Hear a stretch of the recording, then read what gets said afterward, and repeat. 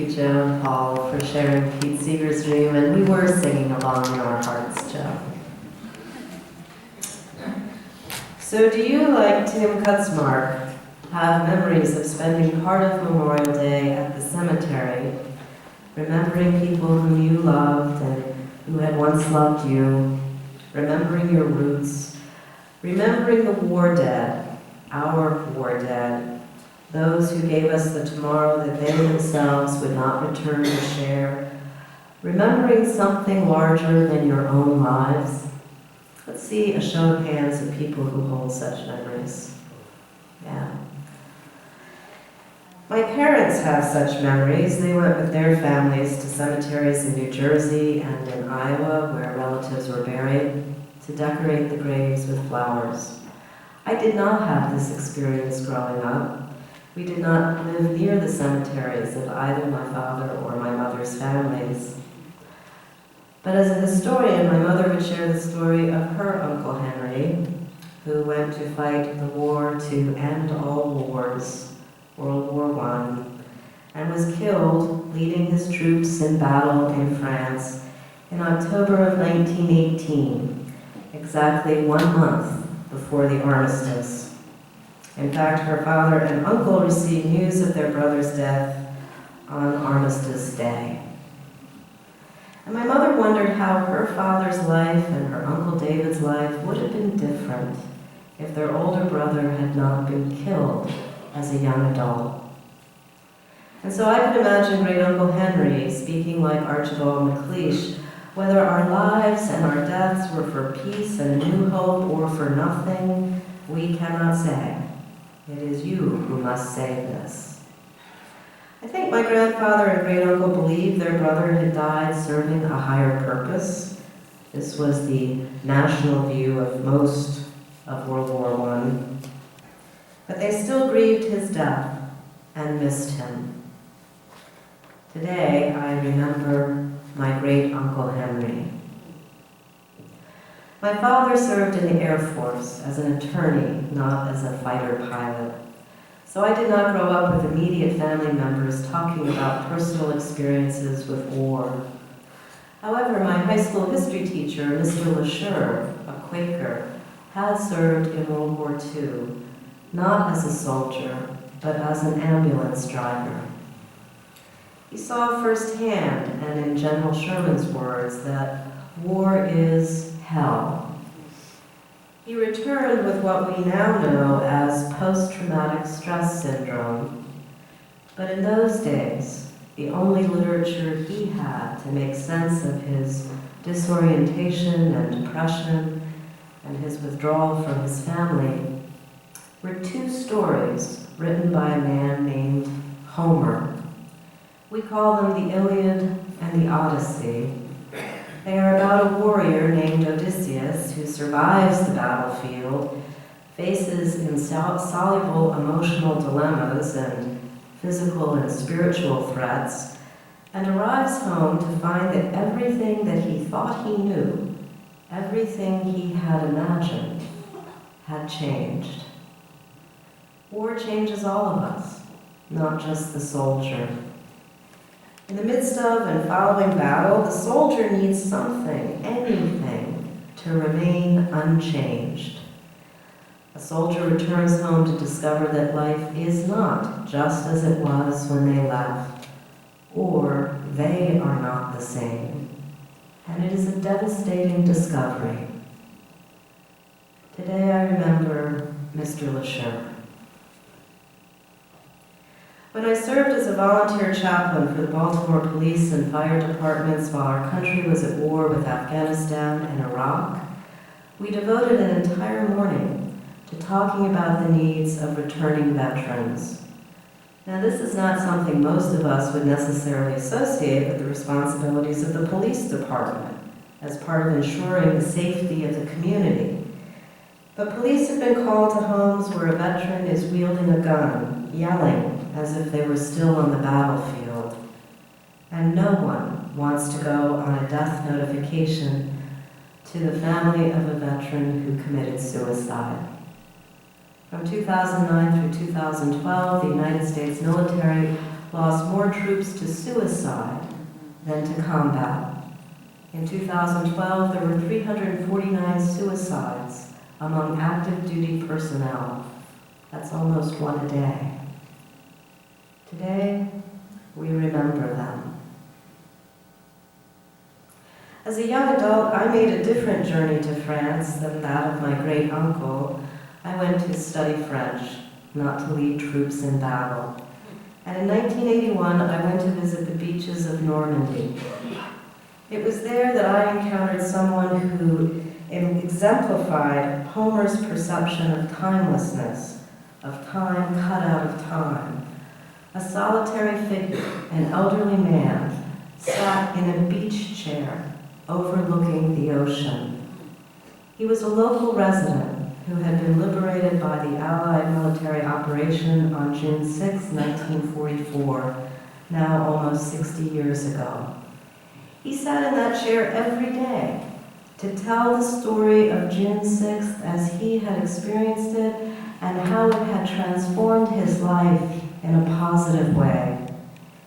He sat in that chair every day to thank any American tourists who might come to pay their respects, even college students, as if we had been the soldiers who had liberated him, as if we had sacrificed to pave the way to peace.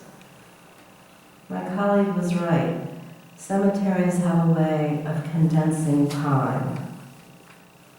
Today I remember this elderly French citizen whose name I've forgotten, but whose purpose I will never forget, to express gratitude for those who lost their lives on D-Day.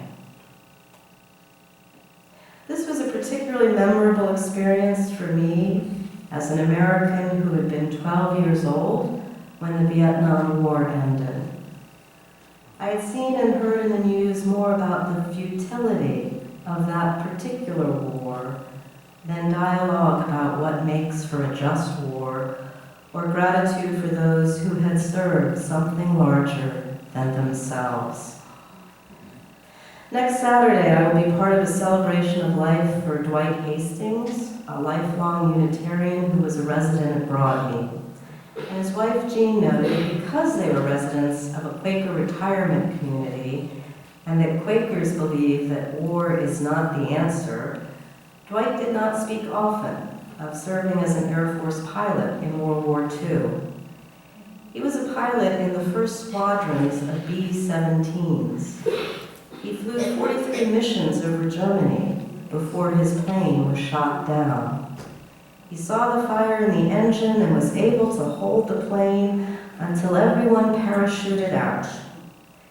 He was, in Jean's words, that kind of person. They floated down into a field and were greeted by German farmers with rifles and pitchforks. One farmer held a shotgun right between Dwight's eyes. In Jean's words, he thought he was a goner. But then an SS man kicked the gun out of the farmer's hands and took Dwight and his crew as prisoners of war. Dwight lived to tell the story. Next week, we will remember him and his service to our country as a World War II veteran.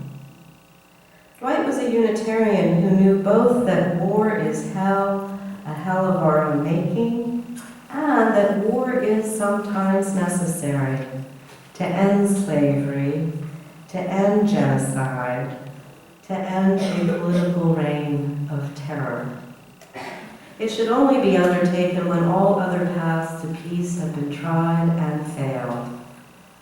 But the reality is that sometimes we go to war knowing that we are mortgaging our humanity, rendering others less than human, and asking some young men and women to walk through literal hell on our behalf.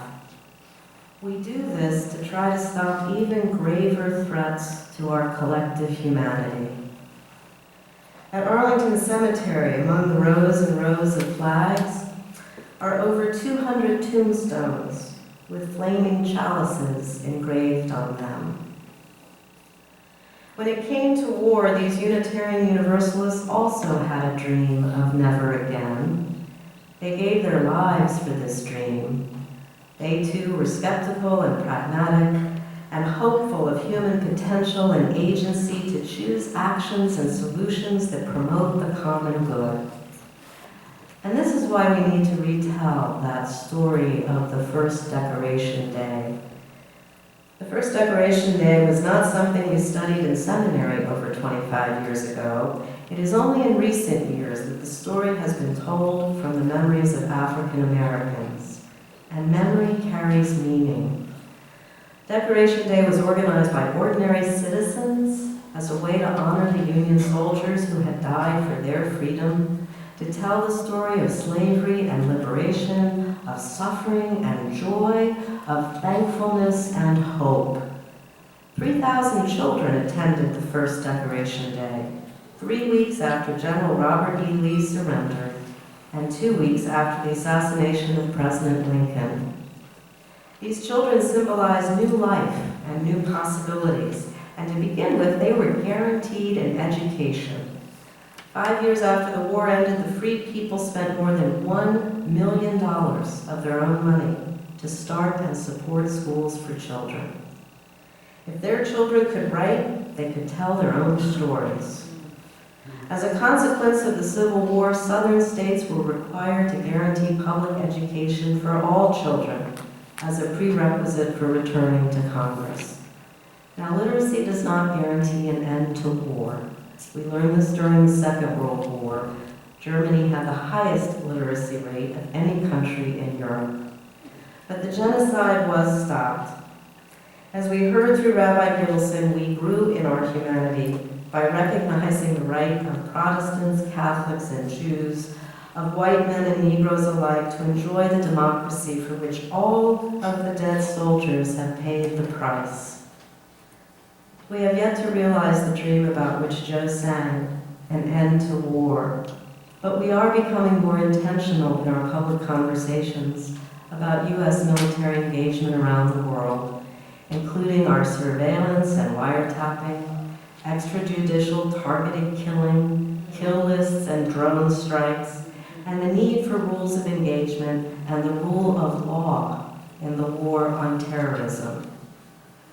We are more skeptical of the simplistic morality of reward my friends and punish my enemies, and the enemy of my enemy is my friend, and more open to complex, nuanced, and therefore truthful moral reasoning.